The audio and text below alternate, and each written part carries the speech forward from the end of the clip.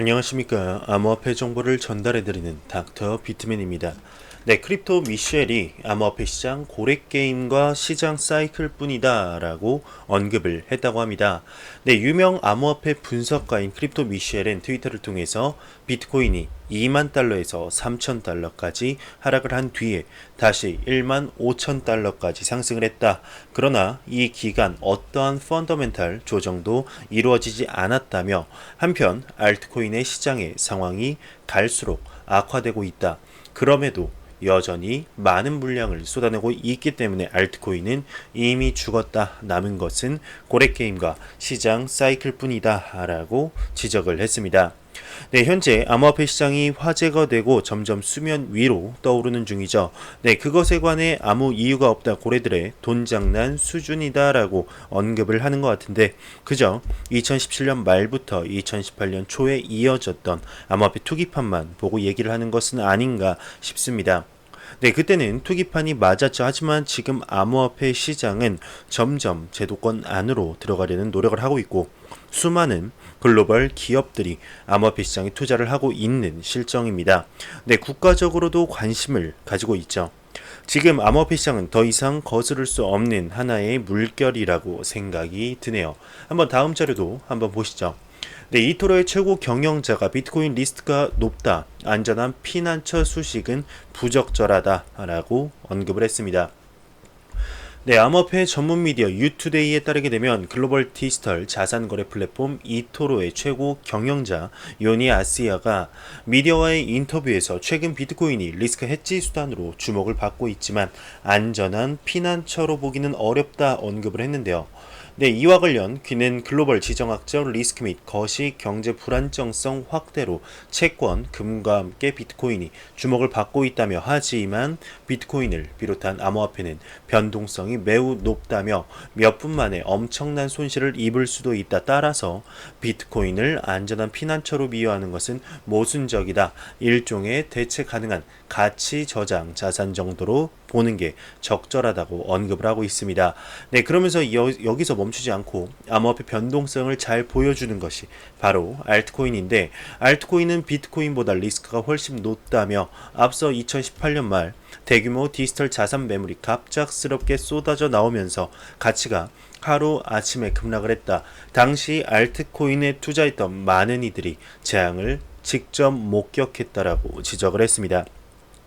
네, 이토로의 대표인 요니 아시아 같은 경우는 암호화폐 시장에 있어서 친화적인 대표적 인물입니다.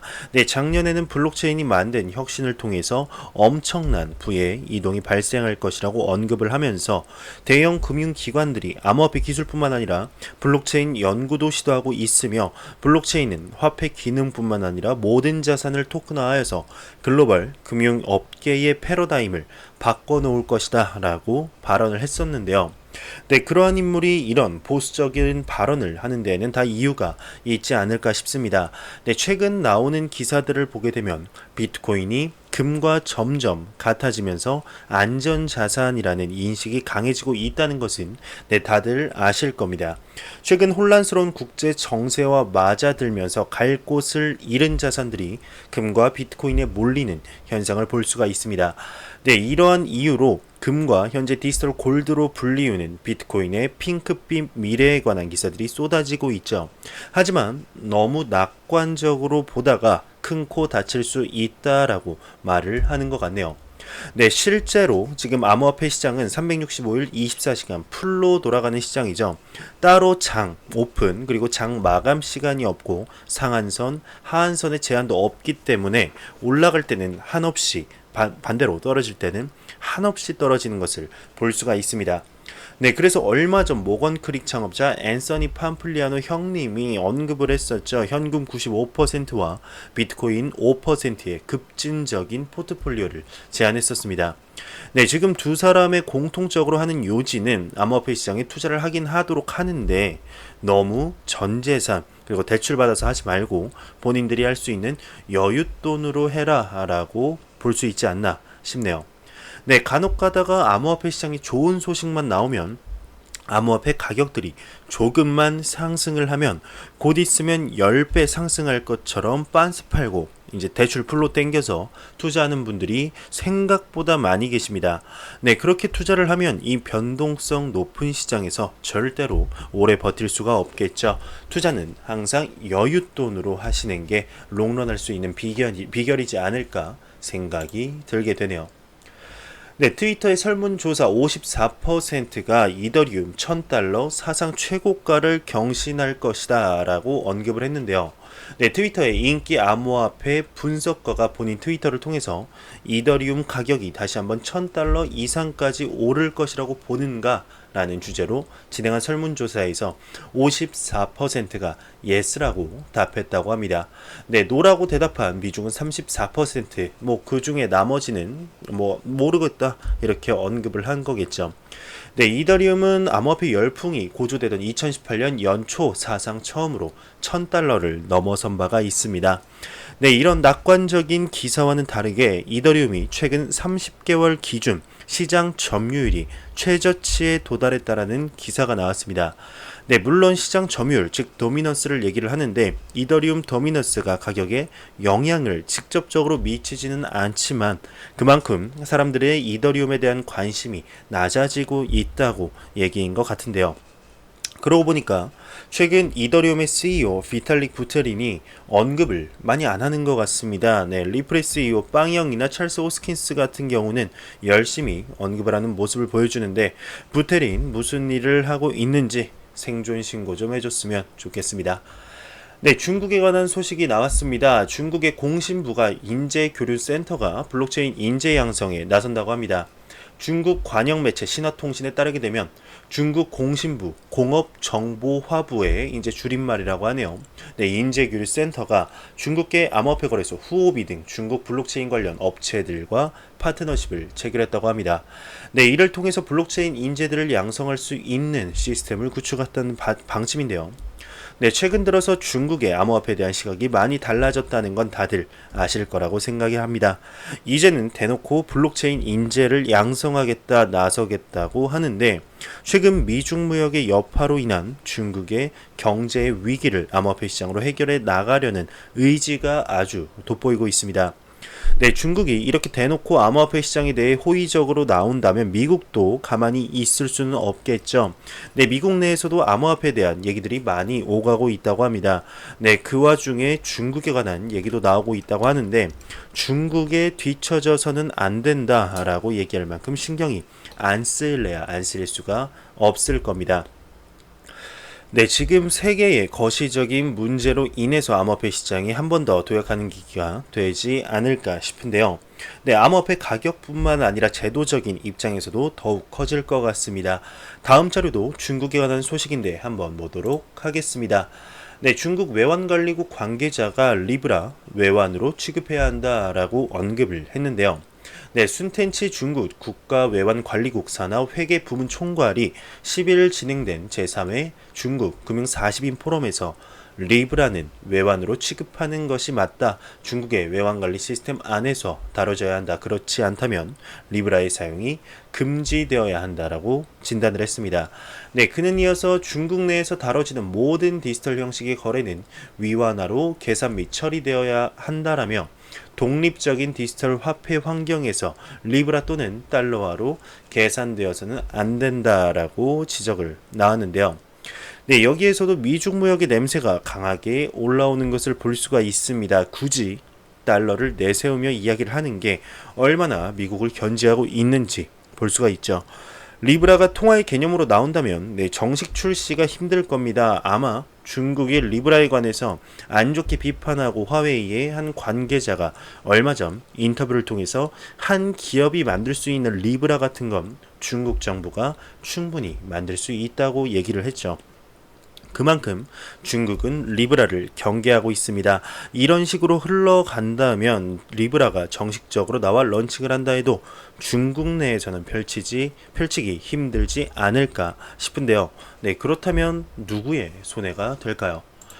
네, 코인마켓캡에서 가격 보고 다음 기사로 넘어가도록 하겠습니다. 현재 메이저 탑 10 코인들의 가격들을 보게 되면 좀 반등이 올라온 것 같습니다. 네, 비트코인 같은 경우는 0.25% 네, 하락이죠. 한 1380만 원대, 이더리움이 2.8% 상승을 하면서 25만 5천 원대를 유지하고 있습니다. 네, 리플 XRP 같은 경우도 1.6% 상승을 하면서 363.67원대를 유지를 하고 있는데, 네, 비트코인 도미넌스 같은 경우는 어제에 비해서 한 0.5% 하락한 68.8%, 아직까지도 비트코인의 시가총액 점유율이 점점 올라가는 것을 볼 수가 있네요. 네, 그러면 다음 소식으로 한번 넘어가도록 할까요? 네, 이런 소식이 나왔습니다. 리플에 관한 소식인데요. 네, SK CNC가 리플 XRP 기반 기부 플랫폼을 개발했다는 소식입니다. 네, 과연 어떠한 내용일까요? 네, 국내 지주회사인 SK CNC가 리플 블록체인 포크를 기반으로 한 기부 플랫폼 계획을 공개했다고 합니다. 네, 보도에 따르게 되면 이 플랫폼은 원화에 대한 1대1 비율로 링크된 스테이블 코인뿐만 아니라 유틸리티 토큰도 지원을 한다고 하는데, 조선일보는 8월 9일 SK의 이니셔티브에 대해서 보도를 했습니다. 네, 보고서에 따르게 되면 기부금 플랫폼은 여전히 엄격히 계획 단계에 있다면서 SK CNC의 이선민 수석은 규제와 인프라 개발 문제는 제한된 플랫폼의 출범에 장애물이 된다라고 언급을 하면서, 네, 이선민 이제 수석은 SK는 기업이기 때문에 원화 스테이블 코인으로 수익을 추구할 수 없다. 규제 문제도 해결되지 않고 플랫폼 생태계 구축이 어렵다. 단일 기업만이 할 수 있는 것은 아니라며 현재 플랫폼 생태계를 구축할 회사를 찾고 있다고 합니다. 네, 체인지라고 이제 불리는 플랫폼인데 원화로 뒷받침되는 스테이블 코인 SVC에 기부를 하고 기부자들에게 보상을 하기 위해서, 네, 발음이 꼬이네요. 기부자들에게 보상을 하기 위해서 SVP를 사용할 것으로 보인다고 합니다.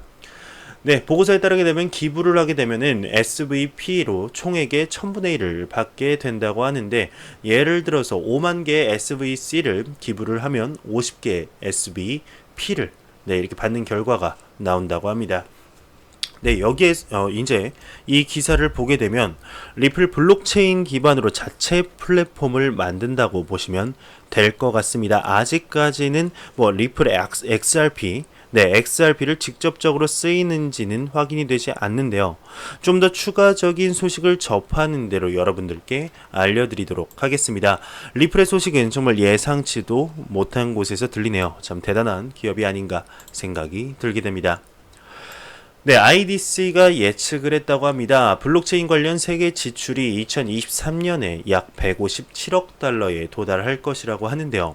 네, 미국 시장조사 회사인 IDC는 블록체인 솔루션에 대한 세계 지출액이 2023년에 약 157억 달러, 하나로 약 19조 284억 원에 도달을 하면서 2018년에서 23년까지 5년간 연평균 성장률이 60.2%로 꾸준히 성장할 것이다 라고 예측을 했습니다. 네, 최근 IDC가 공개한 최신 보고서 세계 블록체인 관련 시장 지출 가이드에서 공개를 했는데, 이 리포트는 미국, 일본, 유럽 등 9개 지역에서의 19개 산업 분야 18개의 유스케이스마다 10개의 기술 분야별 지출 데이터로서 블록체인 시장 규모를 예측을 했다고 하네요. 네, 이번 최신 보고서는 2019년 블록체인 관련 지출은 27억 달러, 약 3조 2,724억 원으로 2018년보다 이제 80% 증가할 것으로 예측을 하고 있는데요. 네, 2019년 세계 지출 전망의 30%는 은행업계, 그 다음은 자동차, 그리고 전자제품 제조 등의 조립형 제조업과 석유업계 등의 공정 제조업에서 총 20% 수준이라고 합니다. 근데 또한 이제 블록체인 기술 개발에서 IT 관련 서비스와 재무 격리, 조달, 구매 등을 포함한 비즈니스 서비스를 합한 것이 세계 지출의 70%를 차지한다고 예상을 했는데요. 네, 2019년 국가별 예측은 미국이 약 11억 달러, 하나로 1조 3,332억 원 블록체인에 이제 지출을 하고, 두 번째로는 서유럽이 6억 6,100만 달러, 하나로 8,011억 원이죠. 네, 중국이 3억 400만 달러, 약 3,684억입니다. 요즘 이제 중국이 하는 모습을 보게 되면 훨씬 더 뛰어넘지 않을까 싶은데요. 네, 그러면서 IDC의 블록체인 전략 리서치 부문 책임자는 제임스 웨스턴인데 블록체인 시스템의 거버넌스와 규제를 둘러싼 불확실성은 여전하지만 법인 용도에서의 사용은 전환점에 이르렀다라고 지적을 하고 있습니다. 네, 그러면서 금융 서비스, ID, 서비스, 무역, 그리고 그 외 시장에 있어서 블록체인 채용이 기세를 올리고 있다면서 기업들은 초기 실험적 채용에서 가치를 인식하고 이들 프로젝트를 실제 가동으로 옮기고 있다면서 블록체인 기술이 IT 업계에 필수적일 뿐만 아니라 어디까지 광범위하게 보급이 되는지 주시해야 한다며 기관 간 데이터 공유, 그리고 오래낸 프로세스 간소화, 비즈니스 프로세스의 투명성 확보 등은 블록체인이 가져오는 실질적인 이점이라고 전했다고 하는데요. 네, 맞습니다. 이제 지금 블록체인 시장이 커지는 것을 보면 그 이상도 가능하지 않을까 싶은데요. 네, 블록체인 기술이 현재 수많은 기업들이 실제로 사용을 하고 있고 도입을 하기 위해서 박차를 가하고 있죠. 네, 실제로 우리가 사용을 하고 있는지 모르게 사용하는 블록체인 플랫폼도 많습니다. 네, 얼마 전 포브스가 블록체인 사용 기업 1위에서 50위를 뽑았었는데요. 네, 거기에는 눈에 익은 기업들도 다수 보입니다. 네, 아마존부터 시작해서 페이스북, 구글, IBM, 마이크로소프트, 나스닥, 월마트 등 정말 많은 기업들이 블록체인을 본인들의 사업에 실제 사용을 하고 있습니다. 이런 글로벌 기업들이 사용을 하면 당연히 밑에 있는 기업들도 따라 사용을 할 가능성이 높겠죠. 네, 이 기업들이 왜 사용을 하겠습니까? 그저 4차 산업의 혁명이라고 선전을 하니까 사용을 할까요? 아니죠. 본인들에게 실질적인 도움이 되니까 사용을 할 것입니다. 네, 많은 분들이 아시는 카카오페이 같은 경우도 원래는 비트코인 기반의 블록체인을 사용했다가 요즘은 IBM 하이퍼레저 블록체인으로 갈아탔죠. 아마 모르시는 분들도 꽤 계시지 않을까 생각이 드는데요. 네, 우리가 전기를 사용할 때 전기의 구조나 어떠한 방식으로 전기가 켜지는지 몰라도 스위치 한 번이면 전기를 켤 수 있듯이 우리의 삶 속에서 블록체인이 점점 깊게 관여되지 않을까 싶습니다. 네, 그리 멀지 않은 미래에 볼 수 있지 않나 생각이 들게 되네요. 네, 마크 큐반이라는 분이 금과 비트코인은 비슷하다, 그리고 나는 금을 싫어한다라고 언급을 했는데 과연 어떤 내용일까요? 네, 마크 큐반은 미국의 기업인입니다. 네, 암호화폐 비트코인과 금은 비슷하다고 이렇게 생각을 했다고 하는데, 네, 마크 큐반은 미국 NBA 팀 댈러스 매버릭스의 구단주이자 억만장자 기업가라고 합니다. 네, 이 인터뷰에서 금과 비트코인을 같은 것으로 간주하고 있다고 하는데요. 더욱이 비트코인의 총 발행량이 정해져 있는 점이 투자 가치에 대한 보너스임을 그는 깨달았다고 합니다. 네, 모두 장래의 가격 상승을 기대해 사 모으는 수집품들이다. 가격은 수요와 공급에 근거하고 있다. 비트코인에 대한 좋은 소식은 앞으로 발행되는 코인이 유한하다는 것이다. 금에 대한 나쁜 소식은 앞으로도 계속 채굴이 될 것이라는 점이다. 네, 그러면서 비트코인의 총 발행량은 2100만 BTC로 이렇게 정해져 있죠. 이미 보고한 대로 그중 약 85%인 1785만 BTC가 이미 발행, 유통이 되고 있습니다. 네, 2140년까지 약 120년간 나머지 315만 BTC가 발행이 됐는데, 나는 금을 싫어한다 위의 발언들이 마크 큐반이 이제 비트코인이나 금에 대해 긍정적이라는 것을 의미하지는 않는다고 하네요. 네, 그는 두 가지를 같은 것으로 바라보고 있지만 투자 대상으로는 금을 싫어하는 것으로 알려졌다고 합니다. 투자 대상으로서 금에 대한 스탠스에 대해서 그는 다음과 같이 강조를 했는데요. 네, 극단적인 편견을 수반하는 혐오로는 충분하지 않다. 비트코인이나 금을 대신할 수 있는 최선의 투자는 부채를 갚는 것이다 라고 언급을 했습니다. 네, 처음 이 기사의 제목을 봤을 때는 처음 드는 생각이 금과 비트코인은 비슷한데 금을 싫어한다고 했으니까 비트코인도 싫어한다는 내용이 나오겠구나 라고 생각을 했는데 아니었네요. 네, 오히려 투자 대상으로는 금보다 비트코인이 낫다라고 생각을 마크 큐반은 하는 것 같습니다. 네, 예전부터 비트코인과 금에 관해서 비교하는 기사가 많이 나왔죠. ETF 승인에 관한 내용이 나오고서부터 더욱 심화되었습니다. 금이 ETF 승인을 받고 나서 떡상을 했다. 비트코인도 ETF 승인만 받으면 어마어마하게 떡상을 할 것이다. 이런 내용들이 많았었는데요. 네, 최근 들어서 더욱더 비트코인과 금이 비교가 많이 되는 것 같습니다. 네, 실제로 현재 글로벌 정세가 악화되면서 금과 비트코인의 상관관계가 높아졌다고 하죠. 네, 많은 경제 전문가들이 금보다 비트코인이 낫다는 의견이 많습니다. 이유야 굉장히 여러 가지인데요. 네, 과연 금과 비트코인 어떠한 관계로 남게 될지, 비트코인이 정말로 금을 넘을 수 있을지 보도록 하겠습니다. 네, 썬 네트워크 V1.0 소스 코드가 발표가 되었습니다. 트론에 관한 소식이죠.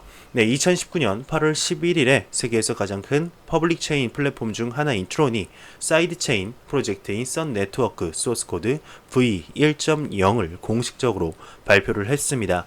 네, 썬 네트워크 소스 코드는 스마트 컨트랙트, 뎁 체인 및 크로스 체인 통신과 같은 일련의 스케일링 프로젝트를 통합하여서 트론 메인넷의 용량을 확장하도록 구축된 스케일링 솔루션이라고 합니다.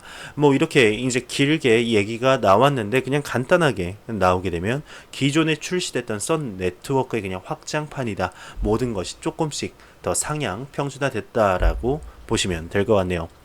네, 트론 하면 저스틴 썬밖에 생각이 안 나는데, 네, 워렌 버핏과 점심 식사 좀 어떻게 다시 안 되겠습니까? 정말 빅 이벤트였는데 참으로 안타깝습니다. 네.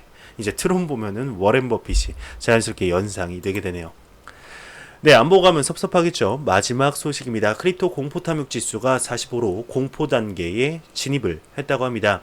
네, 암호화폐 데이터 제공업체 알터너티브의 자체 추산 공포 탐욕 지수가 전날보다 14포인트나 하락한 45를 기록했는데, 이는 투자 심리가 악화됐음을 의미를 하죠. 네, 탐욕에서 공포 단계다 라고 보시면 될 것 같습니다.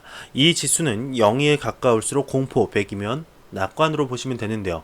네, 이 45 정도면 암호화폐 시장에 공부를 해도 돈을 이렇게 선뜻 투자하기는 정말 어렵다. 좀 많이 고민을 하고 지금 이 정도면 됐다 싶을 정도로 공부를 해도 아직까지는 투자하기가 조금 힘들다라고 보시면 될 것 같습니다.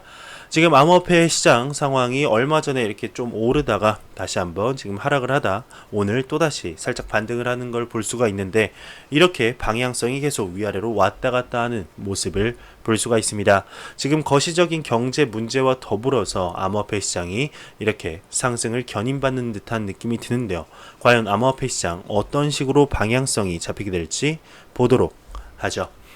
네, 그러면은 코인 마켓캡에서 가격 보고 마무리하도록 하겠습니다. 리플 XRP 기준 363.67원입니다. F5번 한번 눌러보겠습니다. 네, 똑같네요. 거의 변화가 없습니다. 지금 암호화폐 도미넌스, 비트코인 도미넌스는 계속해서 높아지면서 알트코인의 대상승장에 관한 기대감이 많이 낮아지고 있는데, 비트코인의 도미넌스가 40% 이하로 내려가서 하루빨리 알트코인의 대상승장이 찾아왔으면 좋겠습니다. 네, 제가 준비해온 소식은 여기까지입니다. 영상이 도움이 되셨다면 구독과 좋아요, 그리고 광고 한 편만 처음부터 끝까지 시청해 주시기 바랍니다. 이 채널은 오직 광고 수익으로 운영이 되게 됩니다. 네, 항상 영상 시청해 주시는 시청자분들, 구독자분들 너무나 감사합니다. 저는 다음 영상으로 찾아뵙도록 하겠습니다. 지금까지 닥터 비트맨이었습니다. 감사합니다.